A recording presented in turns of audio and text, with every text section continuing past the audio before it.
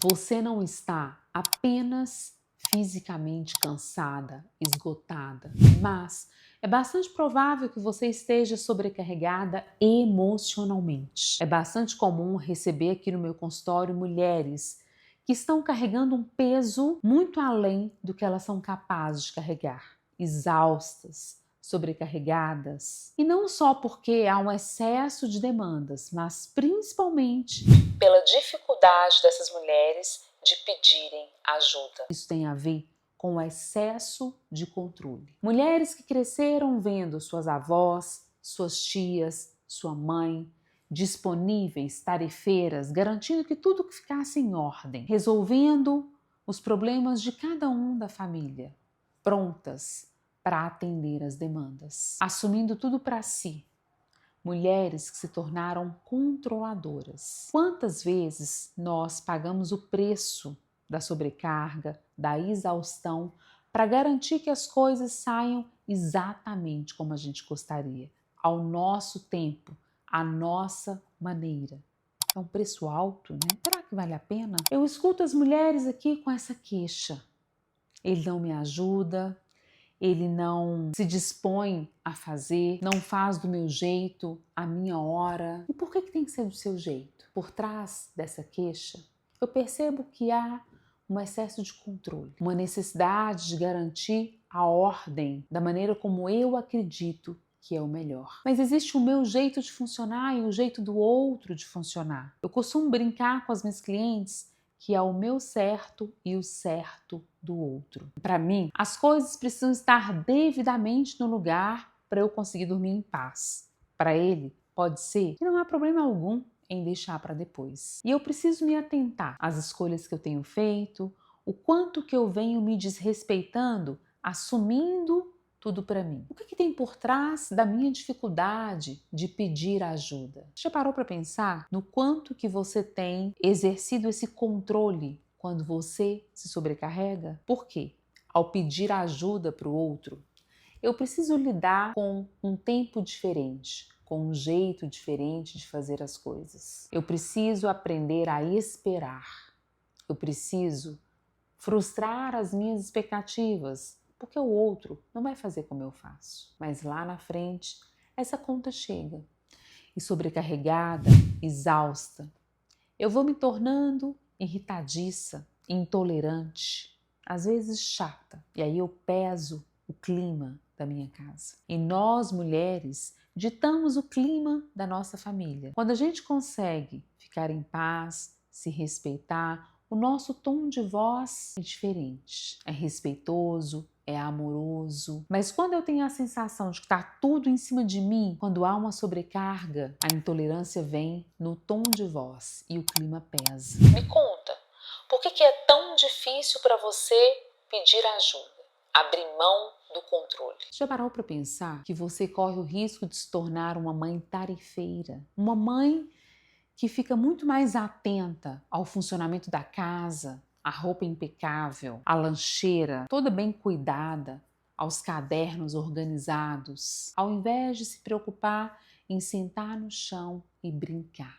em olhar nos olhos, em investir em conversas demoradas na mesa de refeições, ao invés de se preocupar em tirar os pratos da mesa e já organizar a louça. As memórias que vão ficar para os nossos filhos, a nossa relação de casal, são memórias ligadas à nossa presença. Aquilo que ninguém pode fazer por nós, aquele abraço demorado, aquele toque, aquela lembrança dos olhos dos nossos filhos, aquela conversa sem pressa. E o quanto que eu vou perdendo isso quando eu vou assumindo tudo para mim. E isso acontece na família, isso acontece no trabalho. Quantas coisas eu perco no meu trabalho, um passo a mais profissionalmente, porque eu estou ali preocupada para que tudo saia do meu jeito, no meu tempo.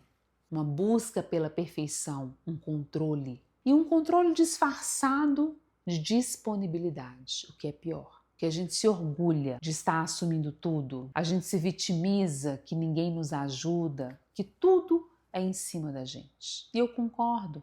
Há de fato, sim, uma demanda maior em nós. Nós percebemos as nuances das relações, as necessidades de cada um, mas a gente pode aprender a pedir ajuda, a gente pode aprender a ensinar para o outro, a perceber também as demandas do funcionamento da casa. A gente pode delegar, dividir tarefas, fazer quadro das funções da casa, dividir com cada um e às vezes fechar os olhos, porque não vai sair do nosso jeito. O mais importante é a gente dar conta de nos respeitar e de aceitar que não dá para fazer tudo, que não vale a pena garantir a ordem se o preço for a exaustão. A gente vai construindo e fazendo o melhor possível quanto mais os outros se envolvem nas funções do funcionamento da família, do funcionamento do trabalho. E por que é tão difícil assim abrir mão desse controle? Muito em função dos modelos que nós trazemos dentro de nós mesmas. Se você parar um pouquinho para olhar para a sua árvore genealógica, a observar cada uma daquelas mulheres que vieram antes de você, provavelmente você vai encontrar mulheres exaustas, sobrecarregadas, que se desrespeitaram, que priorizaram as tarefas da casa ao invés de priorizar os vínculos, a presença. Será que é isso mesmo que você quer priorizar? Qual é a memória que você quer construir nos seus filhos? Quando eles tiverem 30, 40 anos, o que será que eles vão contar para os filhos deles dessa relação de vocês hoje? Será que ele vai ter memória de quando vocês sentavam no chão e brincavam? Será que ele vai ter memórias de vocês partilhando sobre vocês no almoço de domingo, sem pressa alguma? Dos momentos em que vocês iam para a cozinha, sem preocupação de manter tudo em ordem, dando risadas, partilhando sobre vocês? Quais são as memórias que você quer construir? Como é que você quer ser lembrada pelos seus filhos? Quais histórias você gostaria que eles contassem para os seus netos? Essas memórias estão sendo construídas hoje. E na exaustão, na sobrecarga, a gente vai deixando a vida passar. A gente vai priorizando aquilo que de fato não é o mais importante. Olhe para o que realmente importa e seja seletiva com as suas batalhas. Tem coisas, está tudo bem em deixar para lá, está tudo bem em não ser do nosso jeito, na nossa hora, enquanto outras precisam acontecer agora. Porque a gente só pode ser mãe dos nossos filhos na idade em que eles estão agora. Existem algumas construções na relação de casal que precisam ser feitas agora, lá na frente. Há um grande risco da gente se desconectar se não houver um investimento agora. Há várias coisas que precisam ser aprendidas hoje. A gente não vai aprender aos 70 anos, ter um hobby, se a gente não incluir esse hobby agora. A gente não vai dar conta de construir relações de amizade se a gente não aprender a ter amigas agora. A gente não vai ser capaz de se respeitar quando a gente fizer 80 anos, se a gente não começar esse processo agora. Então comece respeitando os seus limites. Comece pedindo ajuda. Saia daqui e liste o que você gostaria de pedir, o que você dá conta de pedir para o outro. Peça. Não acuse que ele nunca faz. Não denuncie que o outro não está disponível. Peça. Você consegue me ajudar nisso? Estou precisando de ajuda aqui. Será que você pode fazer para mim? Até que dia que você consegue fazer isso por mim? É muito importante para mim.